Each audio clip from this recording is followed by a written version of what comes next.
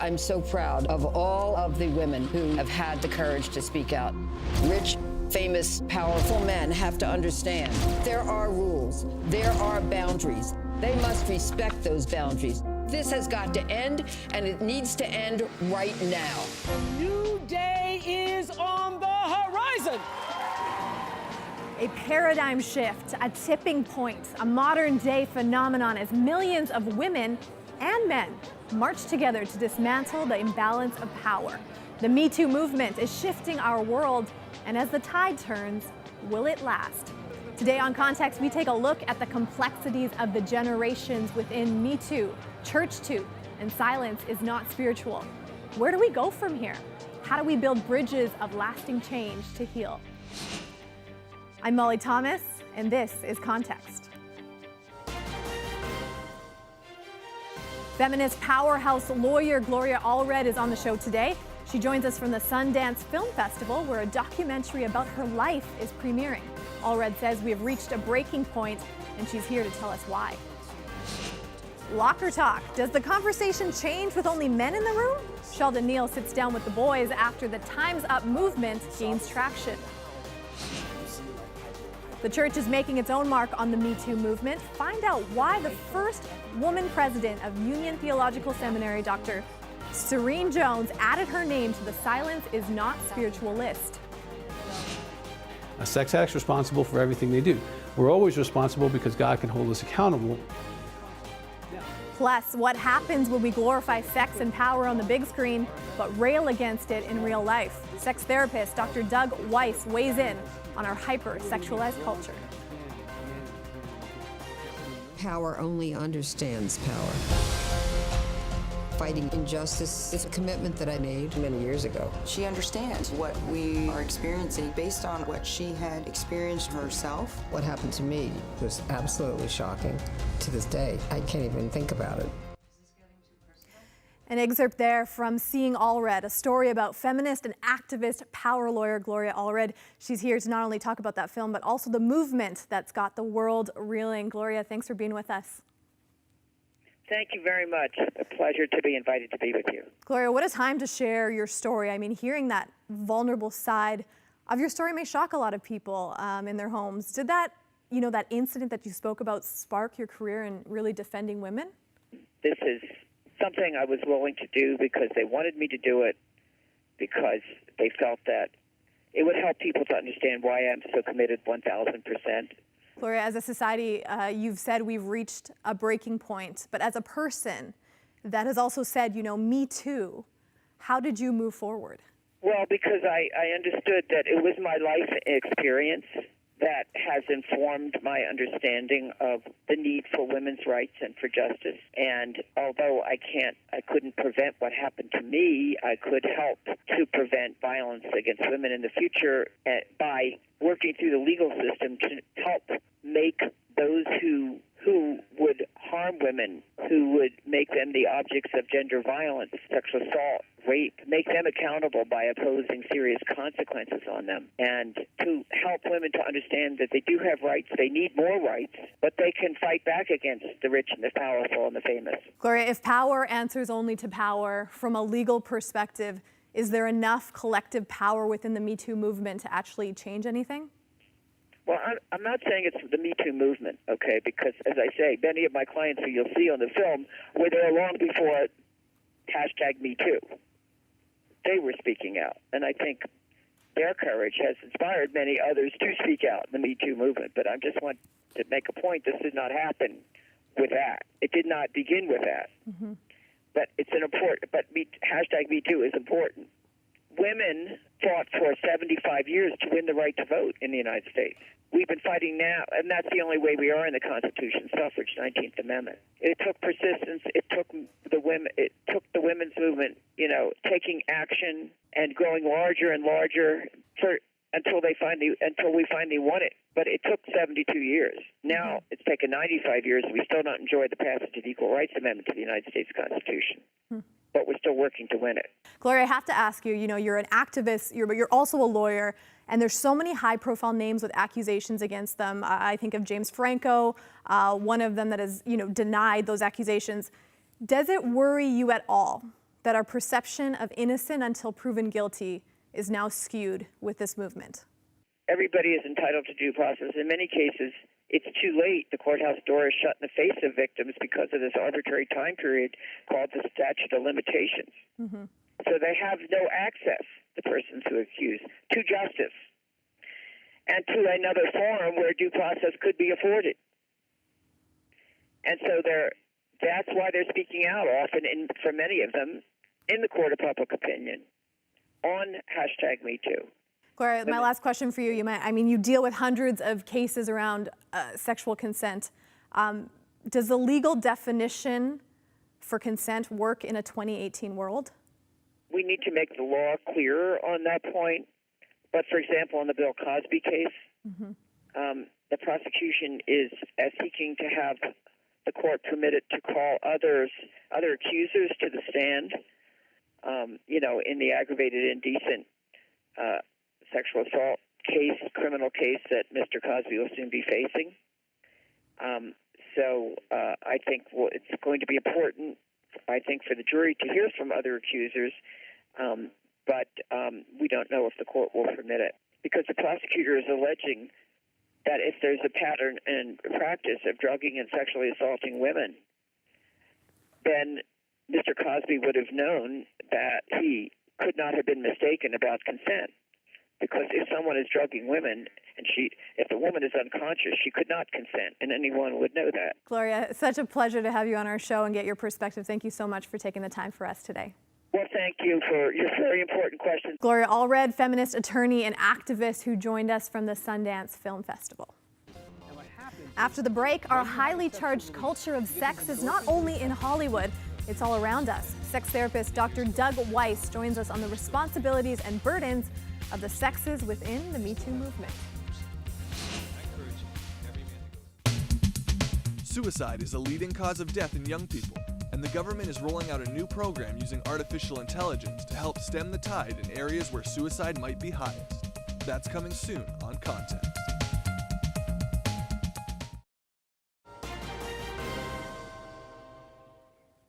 Well, women are saying that time is up for men who abuse their power, but what about everyday guys trying to maneuver around in a post-MeToo world? Sheldon Neal brings the gentlemen around the table.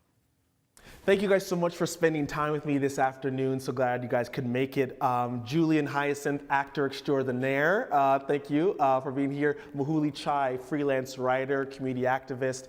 Let's jump right into this thing. Julien, I'll start with you. How does the MeToo movement make you feel as a man? In my experience, just being on set as an actor, hearing it in media as well, you definitely feel that there's a type of stigma. Like you feel like there's like a tension in the air when you're working. There's a bit of concern for sure, because every day you watch the media and somebody else is getting talked about. So there's a concern for me, and I kind of feel like I'm walking on eggshells a little bit. Mahuli, how about yourself? What is it like on your end, the MeToo movement?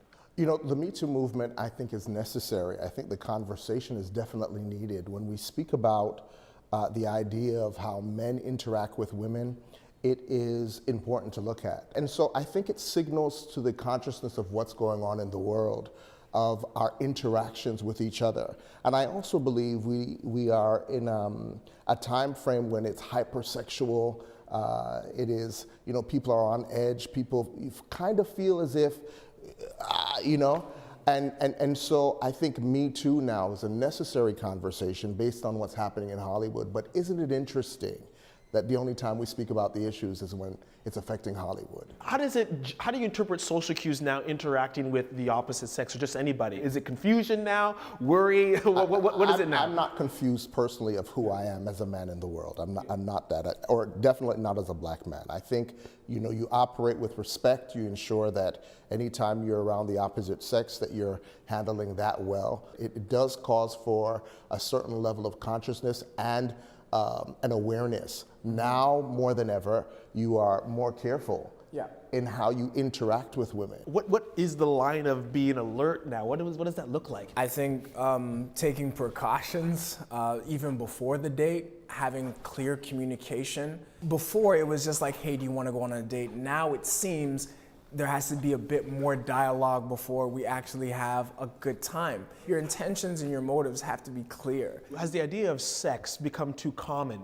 How sex and relationship was portrayed years, decades ago, seemed to have a highly more romanticized, almost an awe to it. Now when we engage in culture, movies, we go to see a film, there's a rawness to it. So has that bleeded into, or does that bleed into how we now interact with one another? You can't sell a bottle of shampoo without it being sexualized, and the whole idea of it being sensual. When we, as the audience, watch those movies, we say, you know what, it's good there, but don't bring it here. We've created a standard where it's just like, I'll watch a hypersexual scene, but don't think I'm just gonna be okay with that happening with me. I just create that standard for myself. We look at the movie and we're like, yeah, that's good for that. Over here, can't happen. The popular term, innocent until proven guilty. Do you feel an interesting outflow of the Me Too movement now for men is you're actually guilty and now you need to prove that you're innocent? That's a tough one. That's interesting. You know, because you have individuals that have personal preferences. So I have a personal preference to how I want this evening to go and so on and so forth. And it goes back to communication. Now, if we had a pleasant evening and then, you know, and then 2 weeks later an accusation was made and now I have to prove that, it does seem that I have to backtrack and say like, okay, what did I do? Where did I go wrong? But now, like, there's no way out of that mindset but simply to know who you're engaging with as a man, know who you're going out with, having some sort of commonality with that person. But I have to be concerned, I have to be aware. I can't just rush in.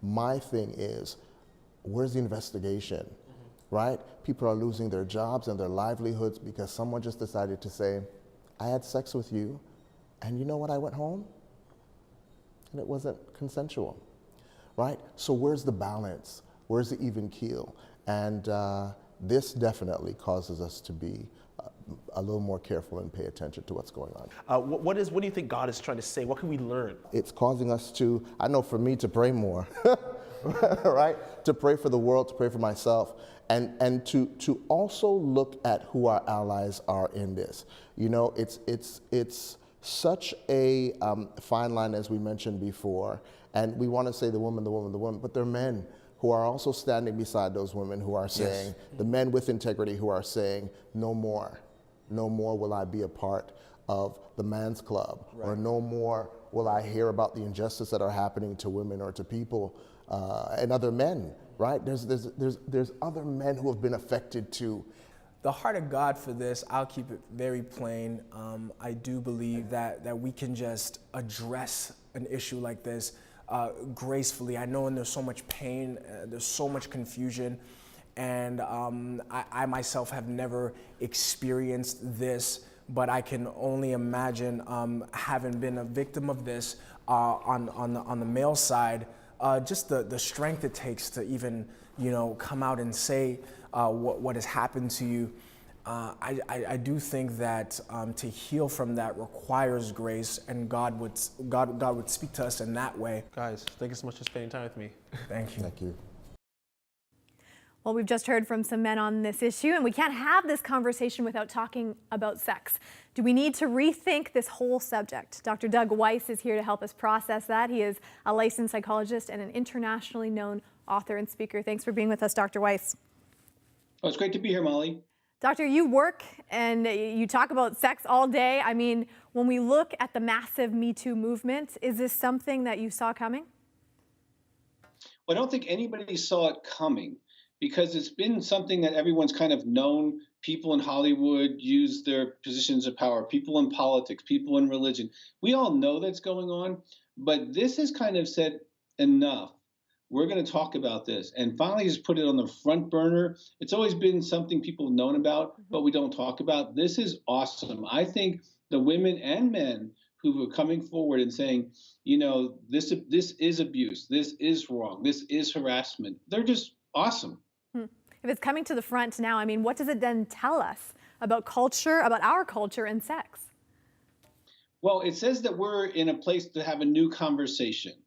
The last conversation would have been in the late 50s, early 60s, where we said, okay, we're going to throw away sex and morality, sex and religion, sex and spirituality, sex and any kind of context, and we're just going to have sex as its own thing. Well, 50 years of that has now caused a culture where using people for sex, disposing of children, sex with disease, all kinds of consequences because we've disconnected that. Now we're having a conversation again, which I think is great for us to have. What is the meaning of sex? What does consent mean? And really start dialoguing through that. And I think it's going to change the way we date and relate, which I think is good. I want to ask you about rethinking sex or consent. You just talked about consent because, you know, the way we value consensual sex versus having an unwanted sexual encounter, to me, are two different things. But is there a clear connection between those for you? Well, I think we have to have a conversation, and even when people are dating, is like, what does sex mean to you? Because does sex mean monogamy? Does it mean we're in a relationship? Does it mean you really love me and want to give me a ring and have my kids? Or does it mean we're just helping each other have an orgasm tonight? So, like, what does sex actually mean? It needs to be a conversation before sex, not afterwards. And a lot of times people have sex, then they say, well, what did that mean? Well, it's kind of late to talk about that. The second thing you're bringing up is consent. And I do think there is a necessity to have a conversation before we get into sexuality. I would like to be sexual with you, or is that something you'd want to do? Well, I'm comfortable with that. I'm not comfortable with that. And also for women to be able to be honest about, yes, I really do want to have sex with you, or no, I don't really want to have sex with you. And to be clear about that, so there is no misgiving of what your intentions are, regardless of how you're dressing yourself. Maybe I'm showing you 90% of my breast, but I really don't want to have sex. Okay, that's a conflicting message, but at least it's a clear message if you're saying, I don't want to. Does that make sense? Yes, it does. I mean, I want to ask you, though, a little bit about the Bible on this, because most people look at it and think it's very outdated towards waiting until marriage for sex. Does the METOO movement change that conversation? Well, I think it changes the conversation in that women want to have the right to say what they want instead of just being manipulated or coerced through power or even alcohol or other reasons. I don't think the Bible is ever outdated. It's actually the best remedy for healthy sexuality is saying, build an intimate relationship, build a friendship, make a commitment, and then experiment sexually with each other. Get married and then have the best sex, because all research shows healthy marriages have the best sexual encounters. So obviously it works, so I think it's very dated, and it would be better for us to say, listen, why don't we go back to adding spirituality and sexuality? Why don't we go back to adding a necessity for a relationship that has more than a 30-minute time span to have sex? Let's go back to talking about the difference between infatuation and feeling energy towards each other and actually having sex. Like, those are conversations to really start having. Absolutely. The whole conversation is changing. Dr. Weiss, thank you so much for joining us today on this. Thank you. That was Dr. Doug Weiss, licensed psychologist and international speaker. He joined us from Colorado Springs. Suicide is a leading cause of death in young people, and the government is rolling out a new program using artificial intelligence to help stem the tide in areas where suicide might be highest. That's coming soon on Context.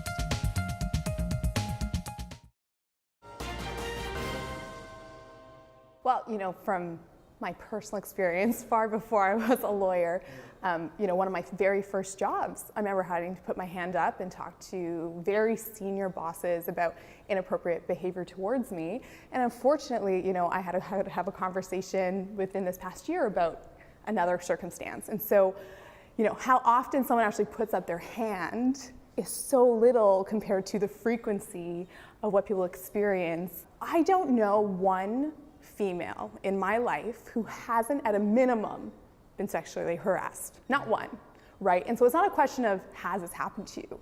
It's the frequency. What is the perhaps one question you would have to ask males amongst this METOO movement? What will it take? Because when I hear things like they said that they didn't know, I'm absolutely convinced that some of them would have seen things. And how do we sort of break down this idea that men don't say this about each other? They don't run interference. Because I'm convinced that this won't change completely if it's just a discussion amongst women. It's going to take more men coming to the fore and saying, you know what, I don't think she likes it when you come up and touch her shoulders.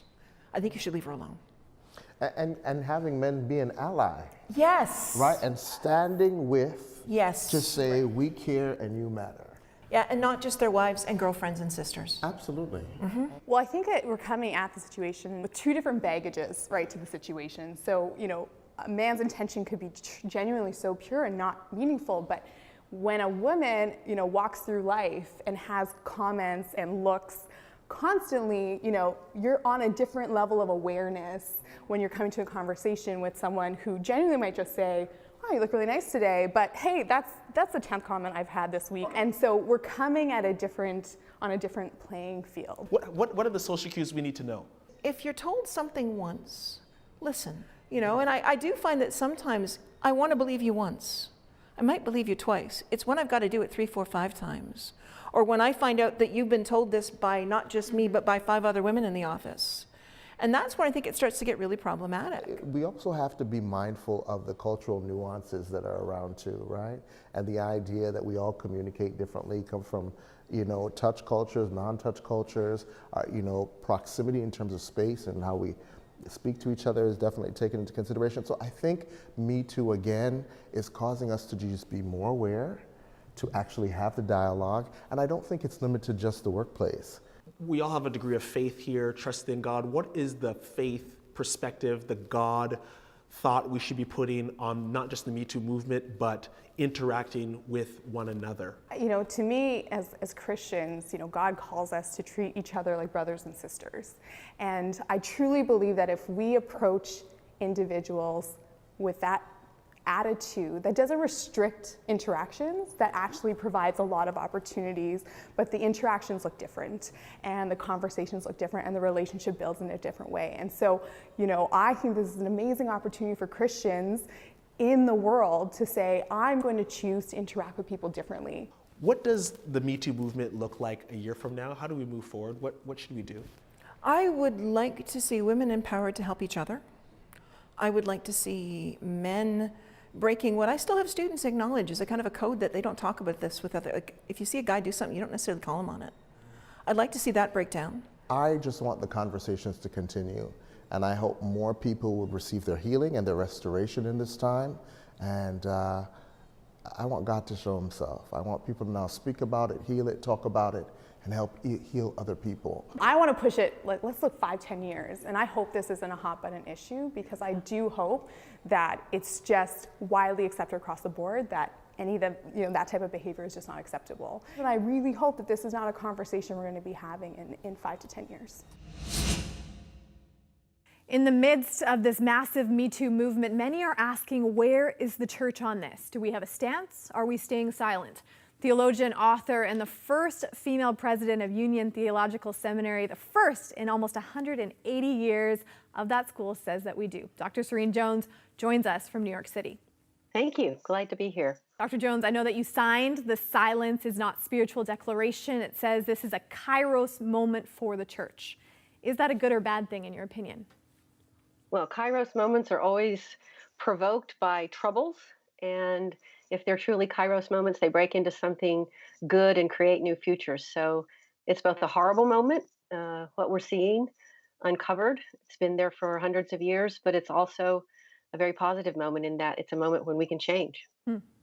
This line from the Declaration, you know, it caught my eye. It says, silence is not spiritual and action is not optional. What is that first action our leaders of faith communities need to take? Well, the first action they need to take is admitting the depth of the problem in our churches. This is not just something that happens to the Hollywood elite or people in government or high Wall Street places. This happens in the church. It happens every day, and it has for millennium. That's the first step, admitting it's happening. The second step needs to be to addressing it forthrightly, getting honesty to be the course of the day, and then institutions, churches, seminaries need to start taking steps to train people to identify it when it's happening, to create places where people can go to tell others when it's happening, and proper responses that include penalties for those who step over that line. Dr. Jones, I look at the signatories of the Declaration. You see the hashtag #ChurchToo, which basically means that there was gender-based violence for those people within church walls. So how can people trust the church to lead on this right now? Well, it's sometimes hard to trust the church because it's happening inside the church as well. The way that the church earns the trust of the people is through the church's own self-interrogation about how long this has lived in the church and what it takes to address it. And that's the hard part of that. It means also looking at church theology that has, in too many churches, created a view of the world in which women are appropriately submissive to men. If you have a theology like that running around, it's just ripe for the picking of the kind of sexual misconduct and abuse and assault that we've seen. This is a real, global awakening in terms of sexual assault, harassment, abuse around the world. Is there a more deep-seated, nuanced awakening, though, for people of faith? Well, I would hope so. I would hope that for people of faith, every awakening has the capacity to dive down into the depths of our souls and get us to ask new questions about who we are in relation to God, which also means asking new questions and exploring who we think God is. For too long, the church has depicted God only in male terms, and anytime that happens, you get a society that tends to think that men are more godlike than women, which is, again, a power setup that's ripe for the kind of abuse we see in the church and elsewhere. So let's talk about that word, feminism. I mean, you're alluding to it. You basically wrote the book, on Christianity and feminism. How linked are the two words in light of the Me Too movement and what we're seeing? Well, Christianity and feminism, I think, need to always be linked because in my mind, Jesus was a person who proclaimed loudly and clearly the equality of all people, and included in that was women. So to be a Christian means to, by necessity, advocate for the full humanity of women and all people. Sadly, in the broader world, as it is also in the church, these two words have been seen as opposing one another. And that's the history, the long history of the church's own implication in some of the worst offenses against women. And those are still going on. Thank you, Dr. Jones. Hopefully we can do better. Yes, we can. All right.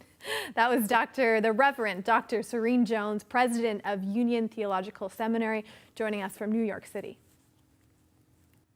Well, Sheldon, such an important, fascinating conversation, but it's emotionally charged. Very emotionally charged. And I think what I'm hoping we all walk away from this is the need to work together, listen to both sides equally, and push towards an end that says, you know what, I respect you, you respect me, let's respect each other. We got to start that here, I guess. That's right. Let us know what you think. Go on contacts, Facebook, Twitter, Instagram. Right. We want to hear from you. Hear from you. See you next week. Bye. Bye-bye.